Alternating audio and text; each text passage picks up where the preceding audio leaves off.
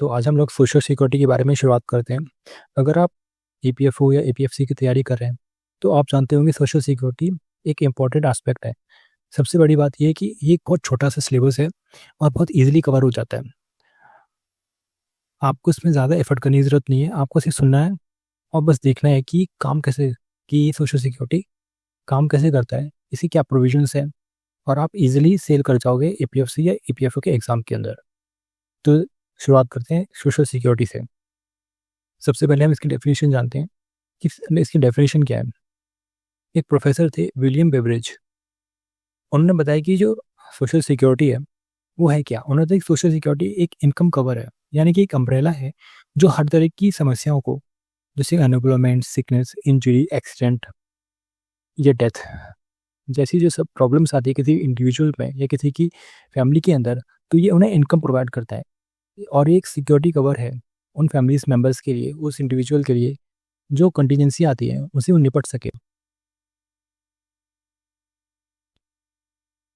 इसके कुछ कैरेक्टरिस्टिक्स भी हैं, जो 3 मेजर कैरेक्टरिस्टिक हैं, उनमें सबसे बड़ी बात है कि जो सोशल सिक्योरिटी स्कीम्स हैं, वो एस्टेब्लिश्ड बाय लॉ हैं।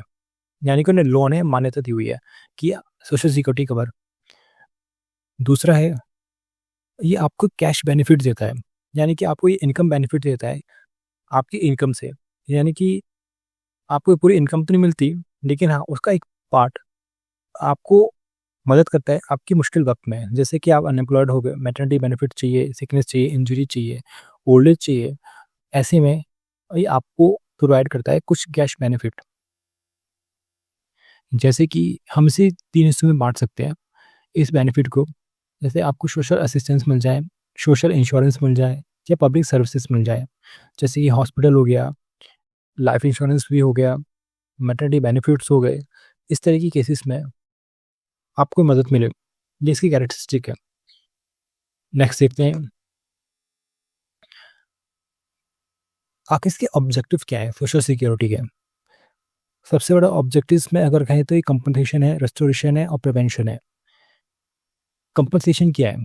जैसे हम सब डेफिनेशन से पता चला कि जो सोशल सिक्योरिटी है वो एक इनकम कवर है। इनकम कवर क्या है?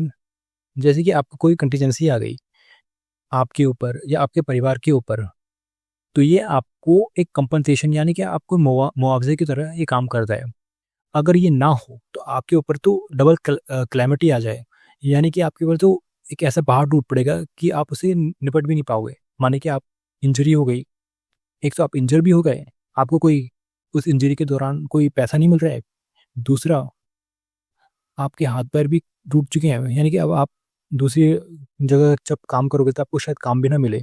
तो ये एक तरीके से डबल वहमी है उनके लिए। तो ये कंपनसेशन उस मुसीबत से कुछ हद तक निजात दिलाता है। दूसरा है रेस्टोरेशन।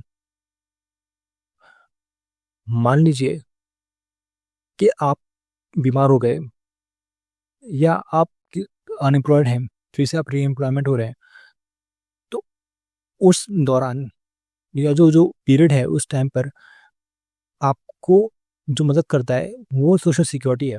मान लीजिए आप किसी अस्पताल में गए बीमारी के दौरान, तो ये सोशल सिक्योरिटी आपकी फाइनेंशियल हेल्प करता है। आपके कवर को आपकी मेडिकल जो बिल है उनको पे करता है, ताकि आप इज़िली रिकवर कर पाएँ। आपकी मेंटल जो है जो स्ट्रेस है उससे कम होगा कि हाँ, कोई तो है जो मेरे पैसे को पे कर रहा है, मेरी जेब से कोई ज़्यादा पैसा जा नहीं रहा है। तो ये आपको मदद करता है। रीएम्प्लॉयमेंट में कैसे मदद करता है कि हाँ, आपको कुछ गुज़ारा भत्ता दे देता है उस टाइम तक के लिए जब तक आप अनएम्प्लॉयड हैं, तब तक कि आप रीएम्प्लॉयमेंट ना हो जाए। फिर है प्रिवेंशन। प्रिवेंशन कैसे करता है ये? मान लीजिए कि आप अनएम्प्लॉयड हैं, सिकनेस है, इस दौरान आप काम नहीं कर पा रहे हैं, आपकी प्रोडक्टिविटी लूज़ हो रही है, तो ऐसे में आपको ही कुछ हद तक ये पैसा देता है। आप उस पैसे का इस्तेमाल अपने आप को फिर से रीस्किलिंग कर सकते हैं, अपग्रेड कर सकते हैं उस टाइम के दौरान, अनएम्प्लॉयमेंट के दौरान।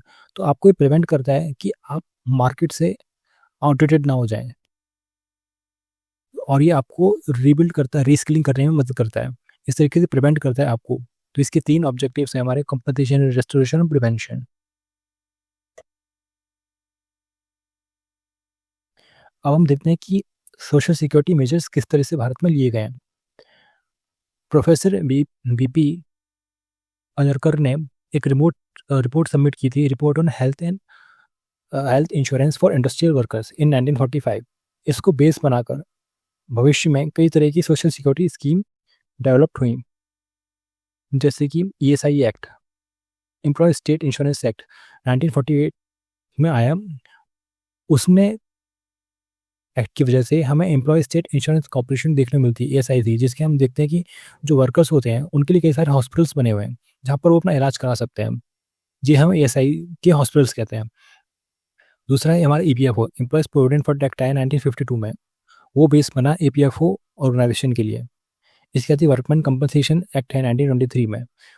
उस एक्ट में सुधार कर अ, उस एक्ट में काफ़ी सुधार किए गए। उस सुधार का नतीजा ये हुआ कि अब वर्कर और उनकी फैमिलीज़ को भी अगर किसी तरह का इंजरी होती है उन वर्कर्स को काम के दौरान, तो अब उनकी फैमिलीज़ को या उस इंडिविजुअल को भी अब पैसे मिल सकते हैं, कवर मिल सकता है, बेनिफिट्स मिल सकते हैं। इसके साथ ही मैटरनिटी बेनिफिट एक्ट आया 1961 में, जहाँ पर 12 हफ्ते की पेड लीव मिली फीमेल्स को। पेमेंट ऑफ ग्रेच्युटी एक्ट आया कि रिटायरमेंट के बाद आप कुछ पैसा लेके जा सकते हैं अपने साथ, अपने लॉयल्टी जो आपने काम की है अपने एम्प्लॉयर के लिए। इसी के साथ ही हम ये देखते हैं कि कुछ संवैधानिक प्रोविजंस किए गए हैं। जैसे हमारा DPSP में हम देखते हैं कि आर्टिकल 41 है, जहाँ पर पब्लिक असिस्टेंस का काम की वकालत की गई सिटीजन्स के लिए, कि उन्हें जब अनएम्प्लॉयड हो, ओल्ड एज हो, सिकनेस हो, डिसेबलमेंट हो, तो उन्हें पब्लिक असिस्टेंस मिले। आर्टिकल 42 हमारा बताता है कि ह्यूमन वर्क कंडीशन हो, मैटरनिटी बेनिफिट मिले हमारे वो फीमेल्स को। आर्टिकल 43 कहता है कि जो हर लेबर है, हर वर्कर है, उसके काम को सिक्योर किया जाए, यानी कि उन्हें नौकरी से बेवजह बेदखल ना किया जाए, यानी कि इनके काम को प्रोटेक्ट किया जाए। उन्हें एक स्टैंडर्ड लिविंग वेज मिले, उन्हें एक स्टैंडर्ड ऑफ लाइफ जीने का हक मिले, ताकि वो अपना आराम भी कर सकें और सोशल और कल्चर अपॉर्चुनिटीज़ उन्हें जो मिले उसको भी पूरी तरह से बेनिफिट उठा सकें। अब कुछ सोशल सिक्योरिटी स्कीम्स हैं जो भारत में दी जाती हैं वर्कर्स को। जैसे हम सब जानते हैं कि पेंशन मिलती है, हेल्थ इंश्योरेंस मिलता है, मेडिकल बेनिफिट्स मिलते हैं, डिसेबिलिटी बेनिफिट मिलते हैं, मैटरनिटी बेनिफिट मिलते हैं, ग्रेच्युटी मिलती है। अब हम लोग देखते हैं कि लेबर वेलफेयर क्या है। तो जो कॉन्सेप्ट है लेबर वेलफेयर का, वो दिया गया है, डिफाइन किया गया ILO ने, इंटरनेशनल लेबर ऑर्गेनाइजेशन ने कुछ डेफिनेशन दिए हैं, बताया कि आखिर लेबर वेलफेयर होता कैसे है और क्या कैसे जाता है। उन्होंने बताया कि जो लेबर वेलफेयर होता है, अगर कोई भी इस्टेब्लिशमेंट किसी तरह की फैसिलिटीज़ या किसी तरह की एमिनिटीज़ प्रोवाइड करती है अपने वर्कर्स को, अपने एम्प्लॉयज़ को, जो वहाँ काम कर रहे हैं, जिससे उनकी हेल्थ अच्छी हो, कंजीनियल हो, सराउंडिंग्स हो, कंजीनियल सराउंडिंग मतलब सौहार्दपूर्ण वातावरण हो अपने क्षेत्र के अंदर, अपने ऑर्गेनाइजेशन के अंदर, जिससे उनकी हेल्थ इंप्रूव हो, उनका कॉन्फिडेंस बढ़े, उनका मोरल इंप्रूव हो। उस सब चीज़ कलेक्टिव चीज़ों को कहा गया है लेबर वेलफेयर। इसको और अच्छे से डिफाइन किया गया कि आखिर लेबर वेलफेयर के अंदर क्या क्या आएगा। तो committee on labour welfare establish हुई 1969 में। उन्होंने कुछ रिकमेंडेशन किए। उन्होंने बताया कि ये चीज़ें होनी चाहिए एक ऑर्गेनाइजेशन के अंदर, जैसे कि कैंटीन होनी चाहिए, रेस्ट रूम होनी चाहिए, रिक्रिएशनल फैसिलिटीज़ होनी चाहिए, सैनिटरी होनी चाहिए, मेडिकल फैसिलिटीज़ होनी चाहिए। इसके अलावा उन्होंने बताया कि सिर्फ फिजिकल फैसिलिटीज़ ही काफ़ी नहीं है, बल्कि कुछ फाइनेंशियल सिक्योरिटी होनी चाहिए, जैसे कि सोशल सिक्योरिटी स्कीम्स भी होनी चाहिए, ताकि एम्प्लॉयज़ को सिर्फ इस्टेब्लिशमेंट के अंदर नहीं, बल्कि जब इस्टेब्लिशमेंट से बाहर हों, तो उनको सोशल सिक्योरिटी कवर के थ्रू उनकी लाइफ को प्रोटेक्ट किया जा सके। तो अब हम देखते हैं कि जो लेबर वेलफेयर सर्विसेज हैं वो कितनी तरह की हैं। सबसे पहले होती है कि इंट्राम्यूरल और एक होता है एक्स्ट्रा म्यूरल। इंट्राम्यूरल मतलब कि within organisation, extra mural मतलब ऑर्गेनाइजेशन के बाहर। इंट्राम्यूरल मतलब कि एक ऑर्गेनाइजेशन के अंदर क्या क्या फैसिलिटीज़ होनी चाहिए एक वर्कर के लिए। लैट्रिन होनी चाहिए, यूरिनल्स होनी चाहिए, वॉशिंग होनी चाहिए, बाथिंग की फैसिलिटीज़ होनी चाहिए, कृषि की फैसिलिटीज़ होनी चाहिए, रेस्ट रूम होने चाहिए, कैंटीन होनी चाहिए, पीने का पानी होना चाहिए। जबकि बाहर हम देखते हैं कि क्या क्या होना चाहिए कि आपको एक मैटरनिटी बेनिफिट मिले, हाउसिंग फैसिलिटीज़ मिल जाएँ, आने जाने के लिए आपको ट्रांसपोर्ट फैसिलिटीज़ मिल जाए, सोशल इंश्योरेंस मिल जाए, पेंशन, ग्रेजुटी वगैरह मिले, रिहैबिलिटेशन मिल जाए आपको, जैसे कि मेडिकल फैसिलिटीज़ मिले, एक्सेट्रा।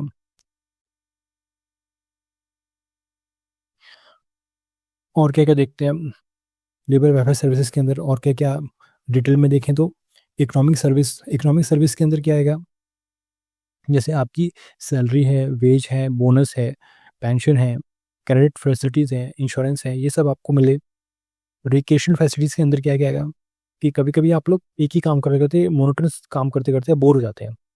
तो उस बोरियत से निपटने के लिए आपके ऑर्गेनाइजेशन के अंदर कुछ होना चाहिए, ताकि आपके अंदर री-एनर्जाइज़ किया जा सके एम्प्लॉइज़ को, वर्कर्स को। जैसे कि लाइब्रेरीज़ होनी चाहिए, टीवी होने चाहिए, रीडिंग रूम होने चाहिए, स्पोर्ट्स फैसिलिटीज़ होने चाहिए, गेम्स होने चाहिए वहाँ पर, जिससे फिजिकल और जो मेंटल स्ट्रेस है वो कम हो सके एम्प्लॉयज़ का। तीसरा है फैसिलिटेटिव सर्विस।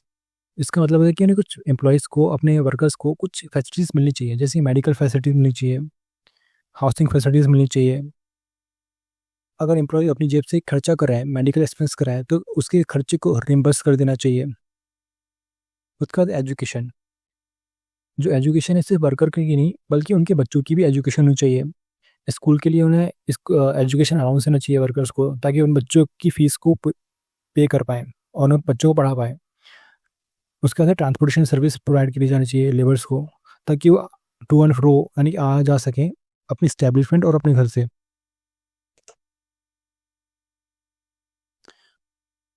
इसका फ़ायदा क्या है लेबर वेलफेयर का? इसकी इम्पोर्टेंस हम वो देखते हैं। सबसे बड़ी जो इम्पोर्टेंस है वो है इम्प्रूवमेंट ऑफ इंडस्ट्रियल रिलेशन। सरकार, एम्प्लॉयर और एम्प्लॉय के बीच में एक सामंजस्य स्थापित होता है और उनके रिलेशन बेहतर बनते हैं। Creation of permanent labour force, इससे जो लेबर है वो टेम्परेरी नहीं रह जाती बल्कि परमानेंट हो जाती है। यानी कि अब एक ऑर्गेनाइजेशन में रहकर लंबे वक्त तक काम करेगी और उसे बेहतर बनाएगी, अपनी ज़िंदगी को भी और एक ऑर्गेनाइजेशन को भी। इससे एफिशिएंसी बढ़ती है, इनकम भी बढ़ती है वर्कर की, अगर वो परमानेंट रहेगा तो। वर्कर का मोरल, कॉन्फिडेंस भी हाई रहेगा। वर्कर को भी एक सेंस ऑफ बिलोंगिंगनेस रहेगी कि हाँ, मैं इस ऑर्गेनाइजेशन में काम करता हूँ, तो ये मेरे लिए एक घर की तरह है, तो मैं इस यहाँ से बिलोंग करता हूँ। इसी के साथ ही जो एम्प्लॉयर है, उसका भी नज़रिया बदलेगा अपने नीचे काम करने वाले लोगों के प्रति। इससे मेंटल, फिजिकल हेल्थ भी इम्प्रूव रहेगी वर्कर्स की, और इससे ओवरऑल सोसाइटी को काफ़ी बेनिफिट होगा कि हाँ, लोगों के पास काम है, जॉब है, उनकी हेल्थ भी ठीक है और सोशल सिक्योरिटी कवर भी है। तो इससे सोसाइटी को ओवरऑल काफ़ी होलसमली बेनिफिट ही होगा इससे। तो मुझे यकीन है आपको सोशल सिक्योरिटी का जो पहला लेक्चर है समझ में आएगा। आगे के लेक्चर्स के लिए देखते रहिए। Okay and have a nice day.